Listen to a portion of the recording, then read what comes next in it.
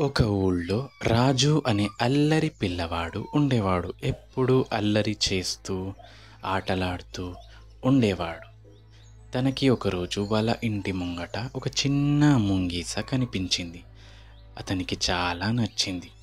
తనతో ఆడుకోవాలని అనుకుంటాడు. వాళ్ళ అమ్మని పిలిచి, "ఈ ముంగీస చూడు అమ్మ, ఎంత అందంగా ఉందో, దీనితో నేను ఆడుకుంటాను" అంటాడు.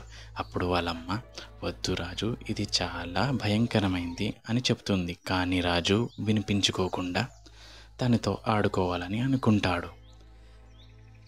ఆడుకుంటే సమయంలో రాజుని ఆ ముంగిస గట్టిగా వేలుకి కరుస్తుంది. రాజు వేలు పట్టుకొని గట్టిగా ఏడుస్తాడు. అప్పుడు వాళ్ళ అమ్మ దగ్గరికి వెళ్ళి చూపిస్తాడు. వాళ్ళ అమ్మ వేలుని చూస్తూ, "చూసావా ఎలా జరిగిందో? నేను చెప్పింది నువ్వు వినలేదు కదా?" అప్పుడు రాజు ఏడుస్తూ, "అవును అమ్మ, నువ్వు చెప్పింది నేను వినుంటే ఇలా జరుగుండేది కాదు" అని అంటాడు. అప్పుడు వాళ్ళ నాన్న కూడా తనని ఓదారుస్తూ, "ముంగీస చాలా భయంకరమైంది" అని చెప్పి తనని ఓదారుస్తాడు. రాజు అవును అని నవ్వుతూ, "మళ్ళీ ఇంకెప్పుడు ఇలాంటి తప్పు చేయను" అని చెబుతాడు. అప్పుడు వాళ్ళమ్మ సరే అని అంటుంది.